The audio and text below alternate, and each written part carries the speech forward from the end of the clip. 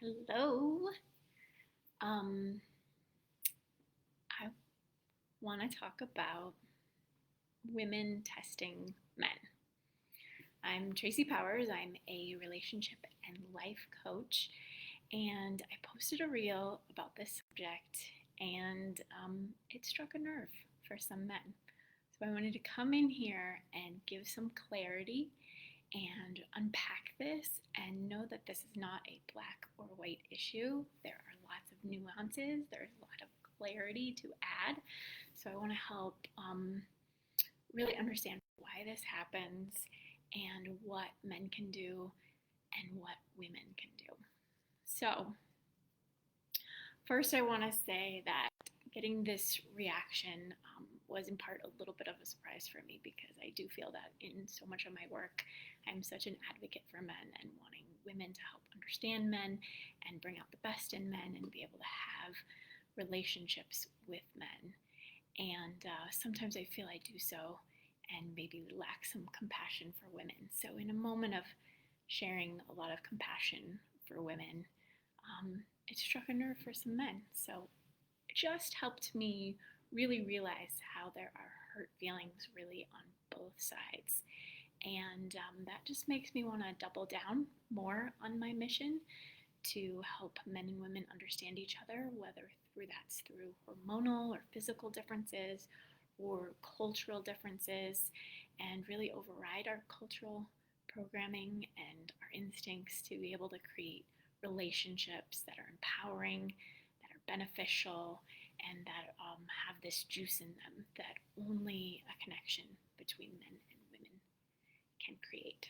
So, there is that. I want to first make a distinction that in the realm of women testing men, there seems to be a whole swath of behaviors that can be attributed to that. And then I believe men were attributing to that aren't quite where I was going.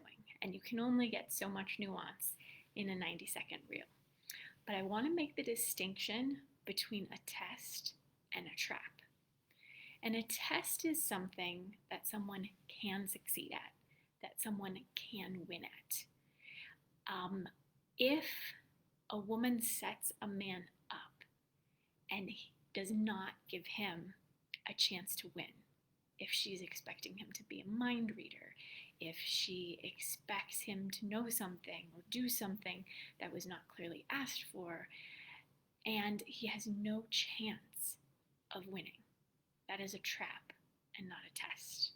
So I want us to kind of look at those two things and really help women understand how frustrated a man can get in a trap, how frustrated you would feel in a trap. You know, if, say, you have a child or a dog or a friend who has decided they want something and are not asking for it, but will have a reaction if they don't get it. You know, if your kid really wants something, wants you to provide something, but wants you to figure it out on your own, how frustrating that would be to you to know that you could love them better, you could provide something for them, and all they need to do is ask. Now, women aren't so good at asking. We aren't so good at being so direct. And I want men to really understand this, that for so long we have been challenged historically to be able to use our voice. You know, it's only within the last century, that just past the last century, that women have had the right to vote, and how big of a struggle that was. Us coming out and asking for something directly is very challenging for our nervous systems due to this history, due to this cultural conditioning. And so sometimes we may act in slightly more manipulative ways, and we don't have better tools. And that's something that I work on as a coach, and I want women to help understand and gain so that they can come to men and get the most out of these connections. So I just really want there to be this compassion for how challenging it can be and why this might be happening. I'm not condoning it. I'm not saying it's right. I'm not pushing for it. I'm just saying this is true. This happens. and let's have some compassion and some understanding so we can work together to find solutions, to begin to find better ways of connecting with one another. Now, I also want to clarify that testing is not something that is attributed to women alone. And testing, by definition, is to test the quality, performance, and reliability of something. Now, I know a lot of good men who would like to be reliable, who would like to perform, who would like their love and their relating to be quality. And unfortunately, women can't take you on your word. There is such a history of abuse against women. There is such a history of maybe being told, I'll get you home safe, and then being raped by that man. And it doesn't have to happen specifically for us. It is completely in the field. It is here. It is part of our history. It is part of our nervous system. We cannot just take you for your word, just as you cannot take us for our word. Now, there's a lot of good women out there with really good hearts who want to love and haven't been modeled the best ways to do that. And they need a chance to work through some of this and be able to have better tools. And maybe you don't have the patience for that.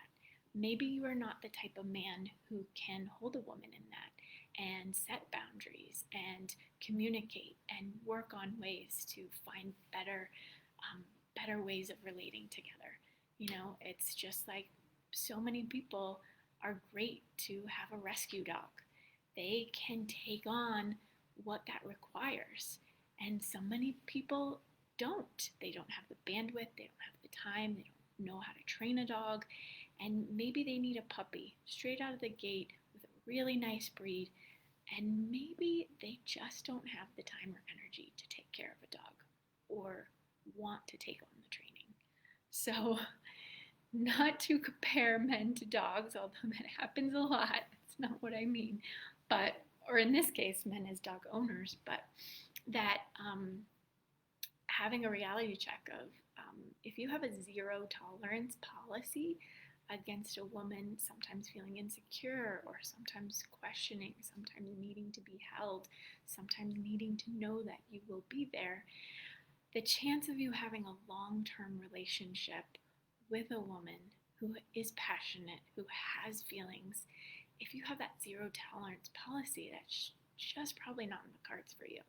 So I want to really advocate for men to have boundaries, and I'll get into that a little bit more later.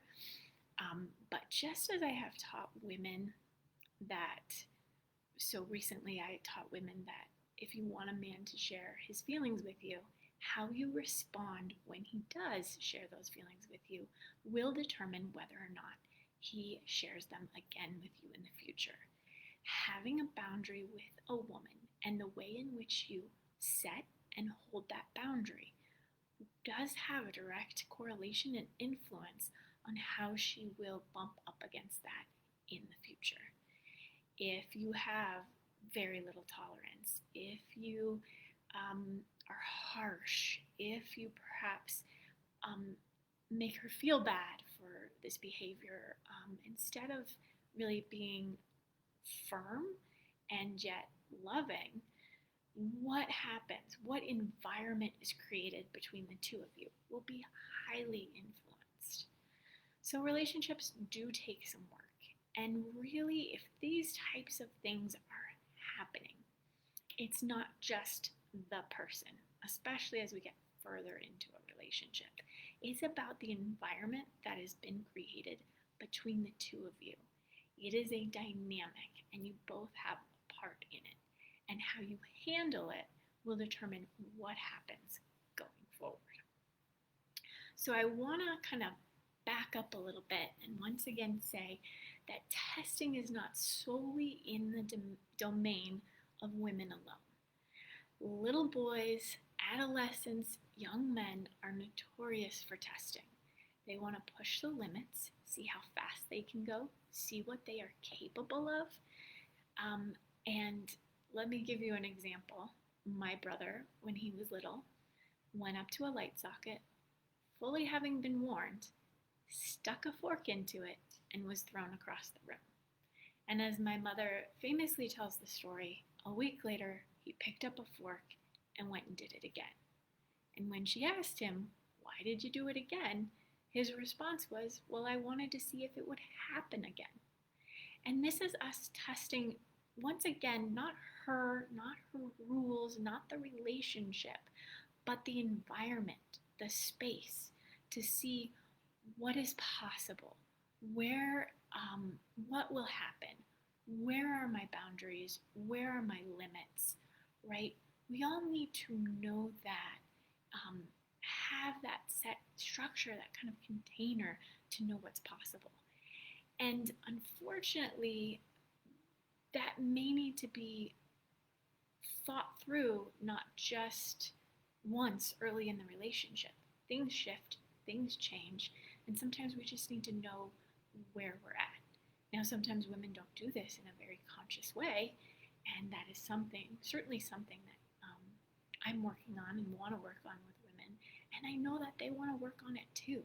Once again, they haven't been modeled the skills or the best behavior. Their instincts are pulling them away from making direct requests and having better communication. So I also want to kind of talk about the scenario that made me touch on this topic of women testing men. And I was inspired by a woman I knew who was earlier on dating a man, and the relationship turns out wasn't going to work out. And I see this pattern play out, that she began to question, go through the stages of denial, right? Like bargaining, denial, right? And turning it on herself. Well, what did I do wrong? Did I ask for something I shouldn't have asked for? Did I push for something a little too soon? And I just really want women to be aware of that sneaky habit, and that having needs is completely human and normal, and having desires is something completely human and normal. And no human can meet your desires and needs at 100%, 100% of the time. However, it never makes you wrong for having them. And being in a relationship requires constantly looking out for each other's needs. And if they can't be met at 100%, making deals and seeing ways in which we can get our needs met within the structure of the relationship that we want to keep and the quality of the relationship we want to keep.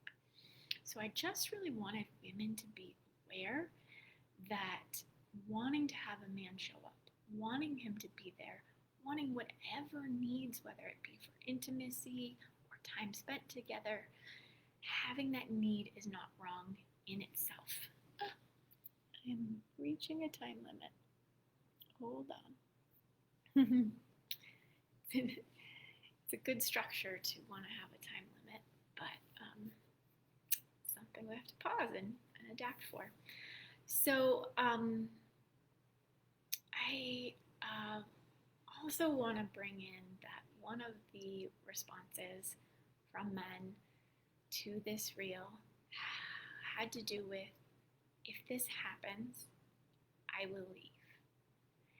And I want to say that that is the exact energy that causes women to want to test men. That is a failure and is now a vicious cycle. Now, once again, I want everyone to hold their boundaries, to know their boundaries, and if a certain behavior is not acceptable to you, great. Threatening to leave is exactly what undermines the trust of the relationship. Now, once again, you can have your zero tolerance policy. Maybe this was something that happened to you in the past. You have no bandwidth for it. Totally get it. But when you bump against a trigger like that and your automatic response is a threat to the other person, I will leave, that's space to do a lot of work. And women really, why they're doing this is because they need reassurance. They need stability. they need to know that you will be there. And so threatening to leave is exactly the thing that triggers this cycle. And it also triggers that shame that they are feeling, these things that they then internalize and blame on themselves. And blame and shame are really not conducive to making great connections and improving relationships. So I just want to double down on women not taking it personally. So what are some things that men can do?